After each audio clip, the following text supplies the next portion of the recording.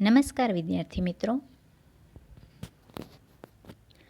આજે આપણે chapter number 9 હાથ મેળવીએ એ કાવ્યનો અભ્યાસ કરવાના છીએ. આ કાવ્યના કવિનું નામ છે નિરંજન ભગત અને કાવ્યનો પ્રકાર છે ઉર્મી કાવ્ય, એટલે સાહિત્ય પ્રકાર ઉર્મી કાવ્ય. તો આ સરસ મજાનું કાવ્ય હાથ મેળવીએ. હાથ મેળવીએ એટલે આપણે કોઈની સાથે મિત્રતાનો હાથ મેળવીએ છીએ તે ભાવ અહીં જોવા મળે છે. તો આપણે સૌપ્રથમ નિરંજન ભગતનો ટૂંકમાં પરિચય મેળવીએ. જન્મ તારીખ 19/5/1926. નિરંજન નરહરી ભગતનો જન્મ અમદાવાદમાં થયો હતો. છંદોલય, કિન્નરી, અલ્પવિરામ આ ત્રણેય કાવ્ય સંગ્રહોની કવિતા લઈ નવો કાવ્ય સંગ્રહ છંદોલય પ્રકટ થયો છે. તેમાં પ્રવાલદ્વીપ અને 33 કાવ્યો પણ સમાવાયા છે. સોનેટ, પરંપરિત અને ઉર્મી કાવ્યોનું સફળ ખેડાણ તેમણે કર્યું છે. આધુનિક કવિતા, કેટલાક પ્રશ્નો, યંત્રયુગ અને મંત્ર કવિતા, મીરા, સ્વાધ્યાયલોક ભાગ 1-8 એમના વિવેચન ગ્રંથો છે. તેમને રણજીતરામ સુવર્ણચંદ્રક તથા સાહિત્ય અકાદમીનો એવોર્ડ પ્રાપ્ત થયેલા છે. તો મિત્રો, આ હતો કવિ નિરંજન ભગતનો પરિચય. હવે કાવ્ય વિશે થોડોક પરિચય અહીં આપેલો છે તે આપણે જોઈએ.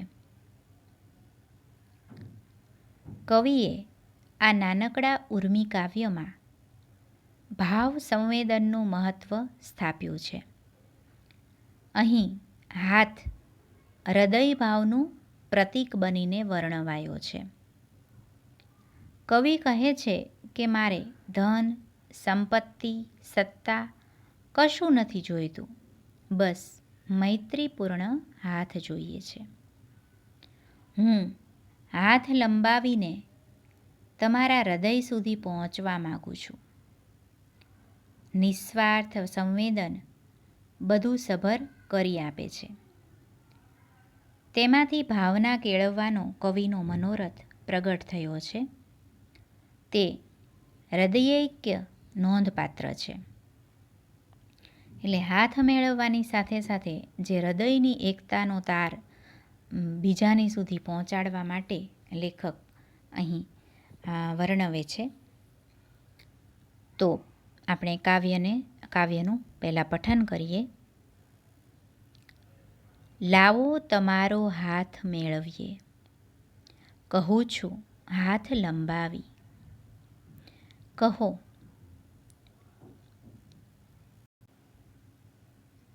શું મેળવી લેવું હશે મારે? તમારા હાથમાં તો કેટલુંય ધન હશે, સત્તા હશે, કીર્તિ હશે. શું શું નથી હોતું તમારા હાથમાં? મારે કશાનું કામ ના, ખાલી તમારો હાથ, ખાલી તમારો હાથ. ના ના, આપણા આ બેય ખાલી હાથમાંય કેટલું છે. આપણા આ હાથમાં ઉષ્મા અને થડકો. અરે, એના વડે આવો પરસ્પરના હૃદયનો ભાવ ભેળવીએ અને બિન આવડત સારું નઠારું કેટલું એ કામ કરતા આપણા આ હાથ કેળવીએ. અજાણ્યા છો? ભલે, તોય જુઓ આ હાથ લંબાવી કહું, લાવો તમારો હાથ મેળવીએ. સરસ મજાનું કાવ્ય છે. એ છંદોલયમાંથી લેવામાં આવ્યું છે.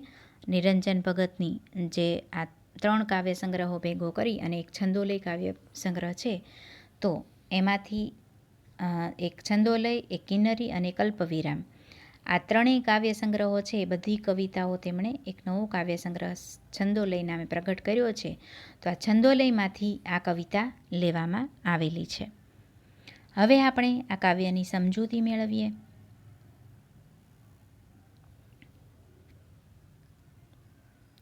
લાવો તમારો હાથ મેળવીએ. અહીં આપણે જોઈ શકીએ છીએ કે અહીં જે કવિ છે એ પોતાના હૃદયનો ભાવ એ બીજા સુધી પહોંચાડવા માગે છે. તો કહે છે કે લાવો તમારો હાથ મેળવીએ. સામેવાળી વ્યક્તિને એટલે કે આપણને બધાને કવિ કહે છે કે તમારો હાથ લાવો તમારો હાથ મેળવીએ. કહું છું હાથ લંબાવી. હું મારો હાથ લંબાવીને મારો હાથ લાંબો કરી અને તમને કહું છું કે આપણે હાથ મેળવીએ. કહો શું મેળવી લેવું હશે મારે? એટલે કે છે કે તમારી સાથે હાથ મેળવીને તમે જ કહો કે મારે શું મેળવી લેવું છે તમારી પાસેથી. તમારા હાથમાં તો કેટલું એટલે તમારા હાથમાં તો ઘણું બધું છે. તમારા હાથમાં શું શું છે? ધન હશે, સત્તા હશે, કીર્તિ હશે. શું શું નથી હોતું તમારા હાથમાં. એટલે કવિ કહે છે અહીં કે મારે માત્ર તમારી સાથે હાથ મેળવવો છે. તમે જ કહો કે મારે શું મેળવી લેવું હશે તમારા હાથમાં હાથ મેળવીને. તો તમારા હાથમાં તો ઘણું બધું છે. કોઈની પાસે ધન હશે, કોઈની પાસે સત્તા હશે, કોઈની પાસે કીર્તિ હશે એટલે કે યશ હશે. તો તમારા હાથમાં તો બહુ બધું છે, ઘણું બધું છે. શું શું નથી તો હોતું તમારા હાથમાં એટલે કે તમારા હાથમાં શું શું નથી એમ. પણ મારે કશાનું કામ ના, ખાલી તમારો હાથ. એટલે તમારા હાથમાં જે જે કંઈ છે ધન, સત્તા, કીર્તિ, તો એ બધાનું મારે કંઈ જ કામ નથી. મારે માત્ર તમારો હાથ જ મેળવવો છે. ખાલી તમારો હાથ એટલે તમારો ખાલી જે હાથ છે એ જ મારે જોઈએ છે.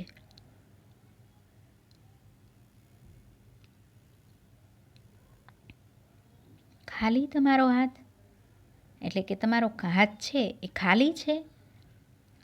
ના ના, આપણા આ બે ખાલી હાથમાંય કેટલું છે. એટલે માત્ર તમારો હાથ અને મારો હાથ જે ખાલી દેખાઈ રહ્યો છે તો એ માત્ર ખાલી નથી, એમાં ઘણું બધું છે. ઘણું બધું શેને કહે છે કવિ?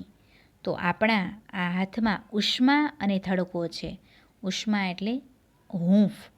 એકબીજાની આપણે કોઈને દુઃખમાં કોઈને સાંત્વના આપીએ છીએ, કોઈને આપણે હૂંફ આપીએ છીએ તો એ ઉષ્મા છે તમારા હાથમાં. અને થડકો છે. તો ઉષ્મા અને થડકો એ બંનેની વાત કરતાં લેખક એ હૃદયના ભાવની વાત કરે છે. હૃદયનો ધડકારો. તો આપણા હાથમાં ઉષ્મા અને થડકો છે. અરે એના વડે આવો પરસ્પરના હૃદયનો ભાવ ભેળવીએ. એટલે કે છે કે આપણે માત્ર હાથ મેળવીએ છીએ તો માત્ર ખાલી હાથ નથી મેળવતા, પરંતુ આપણે હાથ મેળવીએ છીએ તેના દ્વારા આપણે એકબીજાના હૃદયનો ભાવ છે એ એકબીજાના હૃદય સુધી પહોંચાડીએ છીએ. એકબીજાના હૃદયનો ભાવ પણ ભેળવીએ છીએ. અને બિનાવડત સારું નઠારું કેટલુંય કામ કરતાં આપણા હાથ કેળવીએ. એટલે કે છે કે આપણા હાથ છે એ માત્ર અમુક જ કામ કરે એવું નથી. સારા કાર્યો કરે છે, નઠારા કાર્યો કરે છે. એટલે કે કોઈ દાન પુણ્યના કાર્યો કરે છે તો સારા કાર્યો, પછી કોઈને ક્યારે મારવાના કાર્યો કરે છે તો એ નઠારા કાર્યો એટલે કે સારા નહીં તેવા કાર્યો. તો આપણા હાથમાં કંઈક આવડત નથી તેવા બિનઆવડત એટલે કે કેળવાયેલા નથી આપણા હાથ, બરાબર, આવડત વગરના છે, કંઈ શીખ્યા વગરના છે. અને સારા અને નઠારા કેટલાય કાર્યો કરતાં આપણા હાથ છે એ આપણા હાથ આપણે કેળવીએ. એટલે કે આપણે એ હાથને છે એ કેળવવાનો જે પ્રયત્ન કરવાનું કહે છે કવિ. તો કહે છે કે આપણે એકબીજા પ્રત્યે હાથ મેળવી અને એકબીજાના હૃદયમાં રહેલો ઉષ્મા અને થડકો એકબીજાના હૃદય સુધી પહોંચાડીએ. અને આપણા જે આ હાથમાં કેટલાય સારા અને નઠારા કાર્યો કરે છે આપણા હાથ, તો એને આપણે સારી રીતે કેળવીએ. એટલે સારી કેળવણી આપીએ. અજાણ્યા છો? ભલે. અહીં કવિ જુઓ તમે આ વાક્ય દ્વારા કવિ કેટલું બધું કહી દે છે કે તમે અજાણ્યા છો, તો અજાણ્યા હો તો પણ અહીં કવિને કોઈ ફરક પડતો નથી. તેને માત્ર એકબીજાના હૃદયનો ભાવ એકબીજા સુધી પહોંચે, એટલે કે હૃદયની એકતા સંધાય, હૃદયની એકતા બંધાય, તેની સાથે જ માત્ર લેવા દેવા છે. બરાબર. તો કહે છે કે તમે ભલે અજાણ્યા છો, મને એનો કોઈ વાંધો નથી. તમે અજાણ્યા છો તો અજાણ્યા ભલે રહ્યા, પણ તોય જુઓ આ હાથ લંબાવી કહું. તમે ભલે અજાણ્યા હો તોય તમે જુઓ, હું તમને મારો હાથ લંબાવીને કહું છું કે લાવો તમારો હાથ મેળવીએ. એટલે કે હું તમને મિત્ર બનવા માટે અને તમારા હૃદય સુધી પહોંચવા માટે હું તમને આવકારું છું, તમને આમંત્રણ આપું છું કે તમારી જે કોઈ પણ ધનવાન હો, સત્તાવાન હો, કીર્તિવાન હો, એ બધું જ તમે બાજુમાં મૂકી અને માત્ર તમે એક સારા માણસ છો અને એ સારા માણસનું હૃદય એકબીજાની સુધી પહોંચે, એ જ હું ઈચ્છું છું. તો ભલે અજાણ્યા છો, તમે ગમે તેવા અમીર છો, તો તેની સાથે મને કંઈ જ લેવા દેવા નથી, પણ માત્ર આપણે મિત્રતાભર્યો હાથ છે એકબીજાની સાથે મેળવીએ અને એકબીજાના હૃદય સુધી આપણે પહોંચીએ. તો અહીં આ સરસ મજાના કાવ્યમાં કવિ છે એ આપણને સંદેશો આપે છે કે આજનો જે ઝડપી યુગ છે, આજનો જે ઝડપી જીવન છે આપણું, તો આપણા પોતાના લોકોની પણ મદદ કરવા માટે આપણે અસમર્થ બની જઈએ છીએ. કે કોઈ પણ જગ્યાએ કે કોઈ પણ સ્થળે આપણા પોતાના લોકો જ્યારે મુસીબતમાં હોય છે તો આપણે એને મદદ કરી શકીએ તેમ નથી, તો આપણે તેના માટે અસમર્થ બની જઈએ છીએ. અને જ્યારે કવિ તો અહીં અજાણ્યા સાથે પણ હાથ મેળવવા માટે તૈયાર છે. એટલે આજનો જે ઝડપી યુગ છે, તો કવિ છે એ અજાણ્યા લોકો સાથે પણ હાથ મેળવવા માટે તૈયાર થઈ જાય છે. તો હાથ મેળવવો એટલે કે એકમેકના સહકારથી પરસ્પરના હૈયા સુધી પહોંચવું. તો અહીં હાથ મેળવીએ, હાથ કેળવીએ અને એ રીતે હૃદયને પણ કેળવીએ તેવો અહીં કવિ આપણને સંદેશ આપે છે. એટલે અહીં આ ઉપરાંત આપણને આ કાવ્યમાં એમ પણ જોવા મળે છે કે પૈસા છે, મોટાઈ છે, મોભો અને આપણું જે અભિમાન છે, એ બધું જ ત્યાગીને, એ બધાનો ત્યાગ કરીને એકદમ સહજ માનવતા ભર્યા આપણે એક મનુષ્ય બની જઈએ અને કોઈને આપણી જેવા જ એકદમ સહજ વ્યક્તિને આત્મીયતાથી આપણે મળીને જોઈએ તો એકદમ આપણું જીવન છે એ જીવવા જેવું લાગશે. તો આપણે આ બાબતને આપણે યાદ કરીએ તો આપણે કૃષ્ણ સુદામાની મિત્રતા એ આપણે યાદ કરવી જોઈએ કે કૃષ્ણ અને સુદામા જે એની મિત્રતા છે, જે એકદમ નાનપણની મિત્રતા, તે કૃષ્ણ ખૂબ મોટા રાજા બની જાય છે અને સુદામા છે અત્યંત ગરીબ છે, અને છતાં પણ એ સુદામાને જોઈને ખુલ્લા પગે એને મળવા માટે એ દોડ્યા જાય છે. તો એને કંઈ પણ ભાન રહેતું નથી. તો આપણે પણ એવું જ એક હૃદય કેળવવાની જરૂર છે, એવું આ કાવ્ય દ્વારા કવિ આપણને સમજાવવા માંગે છે. તો આ સરસ મજાનું કાવ્ય છે એ અહીં આપણે પૂર્ણ કરીએ છીએ. અને હવે આપણે તેની શબ્દ સમજૂતી જોઈએ. સમાનાર્થી શબ્દો: કીર્તિ એટલે કે ખ્યાતિ, નામના; યશ, થડકો એટલે કે થડકારો; ઉષ્મા એટલે ગરમાવો, હૂંફ; ધન એટલે પૈસો, સંપત્તિ; હાથ એટલે કે હસ્ત, કર. ત્યારબાદ આપણે વિરુદ્ધાર્થી શબ્દો જોઈએ. કીર્તિ તો અપકીર્તિ, આવડત તો બિનઆવડત, સારું તો નઠારું, જાણ્યા એનો વિરોધી અજાણ્યા. મિત્રો, આ ખાસ તમે સમાનાર્થી શબ્દો, વિરુદ્ધાર્થી શબ્દો આ બધું જ એક્ઝામ માટે યાદ રાખજો, કેમ કે હવે પછીની જે એક્ઝામ છે એમાં તમને કોઈ પણ સમાનાર્થી વિરુદ્ધાર્થી શબ્દ પૂછાઈ શકે. બરાબર ને? અને હવે આપણે સ્વાધ્યાય જોઈએ. સ્વાધ્યાયમાં જે પહેલો પ્રશ્ન છે કે નીચેના પ્રશ્નોમાં આપેલા વિકલ્પોમાંથી સાચો વિકલ્પ પસંદ કરી ખરાની નિશાની કરો. કવિ અહીં કોનો હાથ માંગે છે? અ. અજાણી વ્યક્તિનો, મિત્રનો, પત્નીનો કે પાડોશીનો? તો અહીં કવિ અજાણી વ્યક્તિનો હાથ માંગે છે. અહીં આપણે કાવ્યમાં જોયું કે અજાણ્યા છો ભલે, તોય જુઓ હાથ લંબાવી કહું, લાવો તમારો હાથ મેળવીએ. બીજું છે, હાથમાં ઉષ્મા અને થડકો કહીને કવિ કયા ભાવને ભેળવવાની વાત કરે છે? પરસ્પરના વેરભાવ, પરસ્પરના હૃદયનો ભાવ, પરસ્પરની ટીકાનો ભાવ, પરસ્પરના દ્વેષભાવ. તો જવાબ આવશે બી, પરસ્પરના હૃદયનો ભાવ. પછીનું છે કે નીચેના પ્રશ્નોના એક એક વાક્યમાં ઉત્તર લખો. તો અહીં જે પહેલો પ્રશ્ન છે કે કવિ ખાલી હાથમાં શું હોવાનું અનુભવે છે? તો ખાલી હાથમાં અહીં ધન, સત્તા, કીર્તિ ઘણું બધું હશે અને ઉષ્મા અને થડકો તો કેટલુંય આ ખાલી હાથમાં હોઈ શકે તેવું કવિ અનુભવે છે. કવિ અજાણ્યા માણસને શું કહે છે? કવિ અજાણ્યા માણસને કહે છે કે તમે અજાણ્યા છો ભલે, તોય હું તમને આ મારો હાથ લંબાવીને કહું છું કે લાવો તમારો હાથ મેળવીએ. પછીનો પ્રશ્ન છે કે નીચેના પ્રશ્નોના 2-3 વાક્યમાં ઉત્તર લખો. તો અહીં પહેલો પ્રશ્ન છે કે તમારા હાથમાં શું શું છે? તો અહીં પણ તમે એ ઉત્તર લખી શકો કે તમારા હાથમાં સત્તા છે, ધન છે, કીર્તિ છે અને ઉષ્મા અને થડકારો છે અને આપણા હાથમાં બીજું તો કેટલુંય છે. બીજો પ્રશ્ન છે, માનવીના હાથ કયા કયા કામો કરે છે?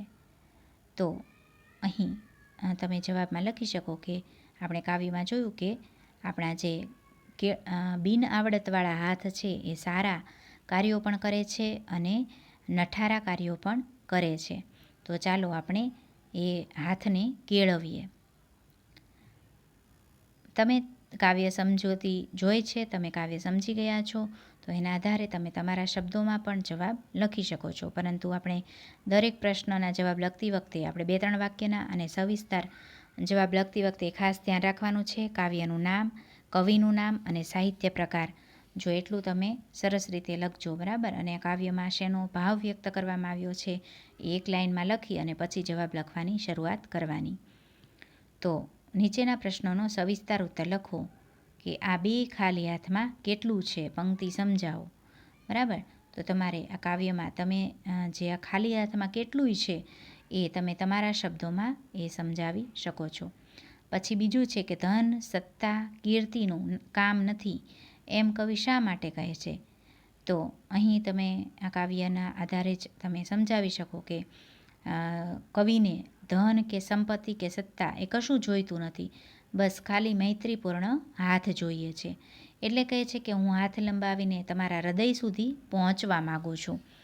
તો એ નિસ્વાર્થ સંવેદન એ બધું જ એ સરભર કરી આપે છે અને તેમાંથી એમને એક સારી ભાવના કેળવવાનો વિચાર કવિને છે.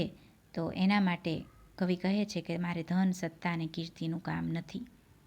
તો આ રીતે તમે તમારી નોટબુકમાં સરસ રીતે આન્સર લખજો અને આપણે આગળના ચેપ્ટરના ક્વેશ્ચન આન્સર તમે લખી નાખ્યા હશે. તો હવે આજે આ ચેપ્ટર પણ આપણે 9મું ચેપ્ટર પૂર્ણ કરીએ છીએ. તો તમારે આનો સ્વાધ્યાય પણ તમારી નોટબુકમાં લખવાનો રહેશે. Thank you.